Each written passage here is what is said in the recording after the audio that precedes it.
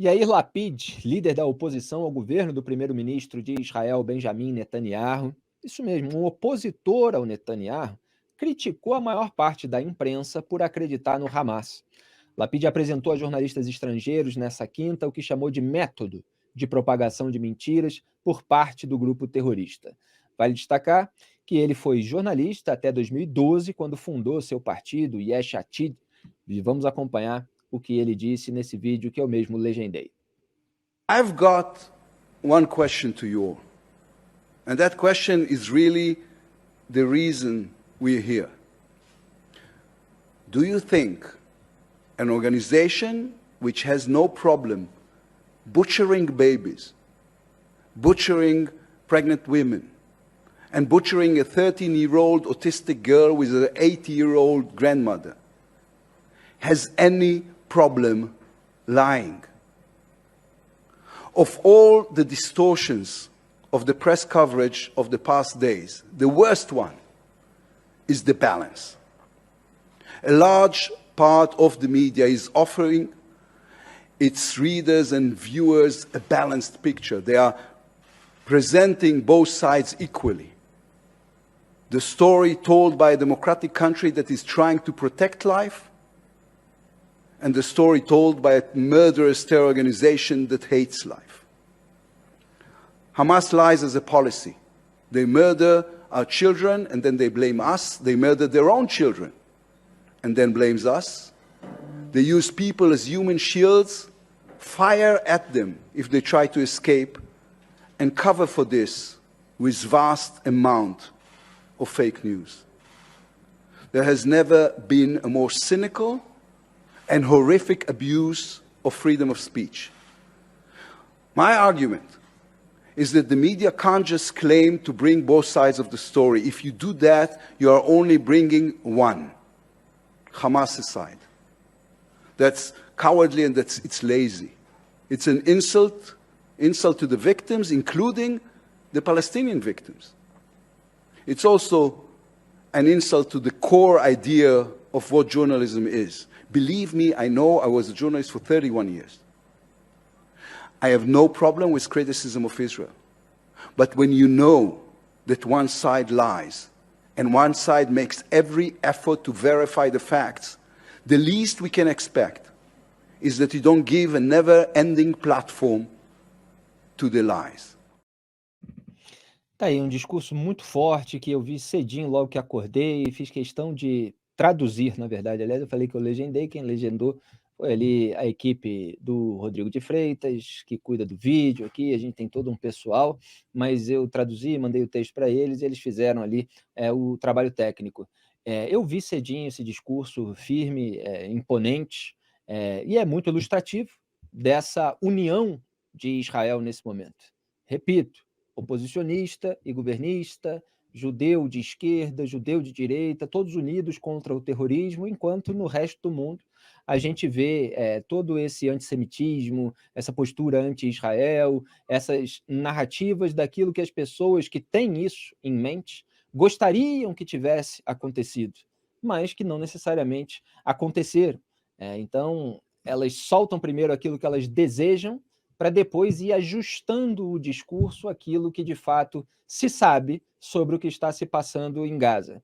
E eu me identifiquei muito, Duda, porque essa pergunta é muito parecida com uma pergunta que eu sempre fiz aqui no Brasil. Quem recuperar meus vídeos antigos vai ver, que ele vira para os jornalistas estrangeiros e fala assim: vocês acham mesmo que terroristas que massacram até mulheres grávidas, meninas, aliás, a gente já vai falar do episódio dessa menina citada por ele e de mais um, bebês, que eles têm algum problema em mentir, que eles têm algum pudor em mentir. E eu sempre falei isso aqui no Brasil a respeito dos criminosos do colarinho branco, a respeito daqueles que roubam em gabinete. O sujeito, e até do criminoso comum, o sujeito que rouba, que é capaz de pegar dinheiro dos outros, né, sem qualquer tipo de autorização, seja de uma única pessoa, seja dos pagadores de impostos, para embolsar, para enriquecimento ilícito, isso aí é muito pior que qualquer mentira. Tem muita gente, e certamente vocês, no mínimo, conhecem, né? Não vou dizer aqui que os nossos espectadores mentem com regularidade, mas todo mundo conhece gente que mente, mas que não é capaz de roubar, que não comete crime. Você eventualmente conta uma mentirinha no cotidiano, tem gente que faz isso e não é criminosa. Agora, se o sujeito já passou desse estágio de desprezar a legislação, desprezar a lei, a moral, os bons costumes, mentir para ele não é nada. E principalmente mentir sobre o próprio crime, que é algo que as pessoas precisam ter em mente no Brasil. Às vezes você tem uma investigação, você tem uma condenação de político, e o que o político faz? Ele nega tudo. Até se juntar uma tonelada de prova e efetivamente haver órgão de fiscalização e controle e tribunal independente para puni-lo. Senão ele fica mentindo a vida inteira. Né? Quando ele pode nomear, inclusive, ministros para tribunais superiores, aí é que ele vai negar para sempre, né? Porque ele vai acabar impune. Então, terrorista também não tem o menor pudor, e é por isso que não dá para pegar a primeira narrativa e reproduzir. Jornalismo precisa verificar aquilo que é soprado no ouvido, contrastar com a realidade e tomar o devido cuidado, a devida cautela, sem necessariamente cravar, sem cravar aquilo que não está muito claro ainda, pelo menos. Então, essa pergunta foi muito forte, Duda, e o que você destaca desse momento? Bom, Felipe, esse testemunho, essa fala aí do Lapide é muito legal, porque ela entra um pouco nas entranhas do jornalismo, né, de como funciona a cobertura. E eu lembro aí da minha época, quando eu estudei jornalismo, aí, século passado, que tinha um jornal que tinha um manual de redação e que dizia que você tinha que ouvir os dois lados. E muita gente meio que incorporou isso, e eu concordo com o Lapide, ele reclama dessa questão do equilíbrio, né? E Exato. ele diz que é uma coisa preguiçosa. O que é isso?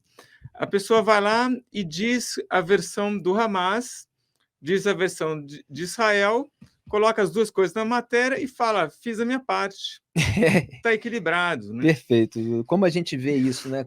Que quantidade imensa.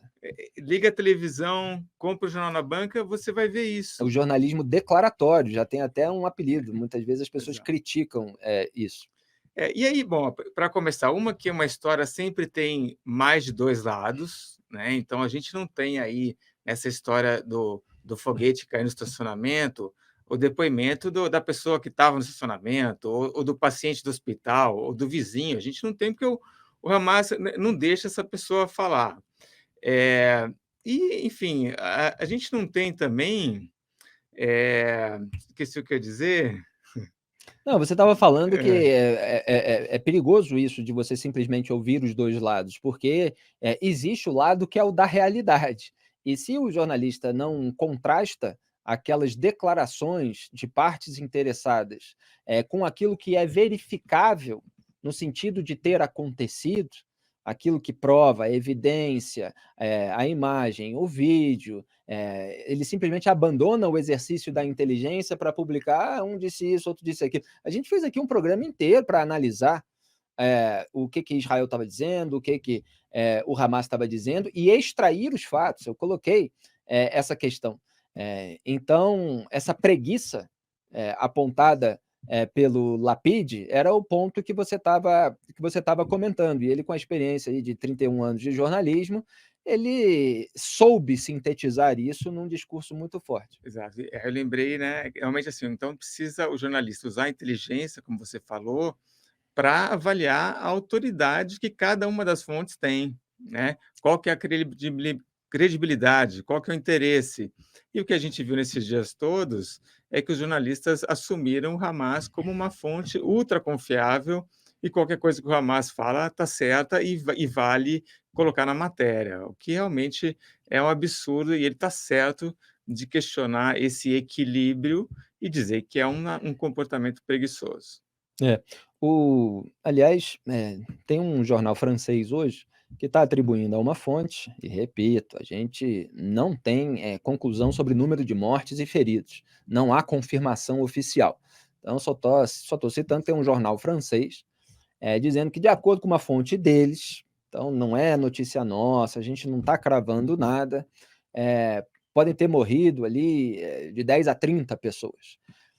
E algo nesse sentido, né? E ontem, um desses especialistas que a gente citou, que eu traduzi no Antagonista, foi aquele que mostrou o tamanho muito pequenininho, né, daquilo que não se pode nem chamar de cratera, né, daquela abertura que ficou no chão de 1 metro e com profundidade de 30 centímetros. Ele tinha falado: olha, se a explosão foi aqui no estacionamento, como ao que tudo indica, e havia pessoas no gramado, eu cheguei a citar isso aqui no programa, do hospital, que é ali próximo do estacionamento, não dá para ver exatamente se tinha um murozinho entre um e outro, mas é um gramado ali, tipo o jardim do hospital, que fica muito coladinho no estacionamento. Então, eu falei aqui de uma sigla, tem pessoas que tinham sido deslocadas para lá, para ter um abrigo, algo nesse sentido. Não é exatamente um abrigo, porque não tem o teto, né? Mas por alguma razão médica ou das circunstâncias de guerra, elas estavam naquele gramado. Se isso de fato aconteceu, ele falou: olha, podem ter morrido aqui no máximo 50 pessoas. Ele falou alguma coisa, né, na casa das dezenas, menor do que 50, não lembro agora o número exato.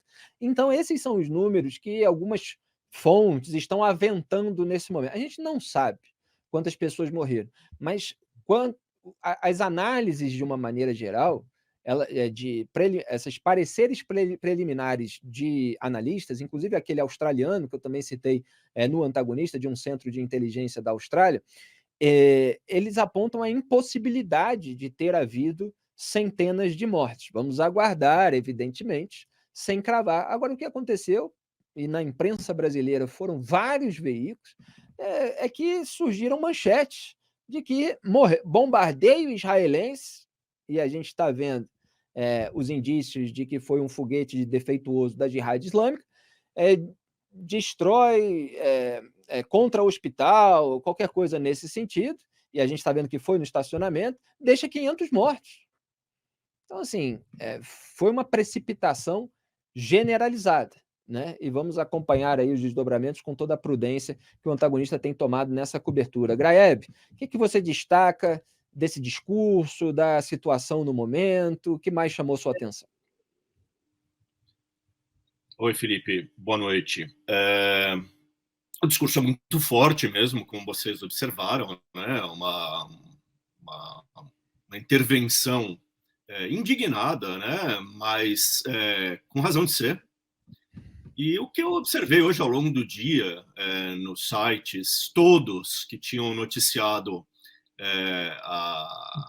o bombardeio, ou claramente como tendo sido feito por Israel, ou deixando nas entrelinhas a autoria como tendo sido de Israel, enfim, deram mais de um passo atrás, deram 2 passos atrás. O número de 500 mortos desapareceu completamente da cobertura e, enfim, foi um fracasso coletivo de trabalho jornalístico, né? Um trabalho jornalístico que envolve mesmo cautela, que envolve ter certeza, conferir, cruzar fontes. O Duda estava falando, né, da ideia de ouvir os dois lados. Ouvir os dois lados não significa apenas registrar 2 posições. Significa cruzar as informações e tentar chegar ao denominador comum objetivo. Você, ao cruzar as versões, você identifica o que é coincidente e começa a caminhar em direção a uma cobertura, a um relato o mais objetivo, o mais concreto possível daquilo que você está reportando, daquilo que você está investigando.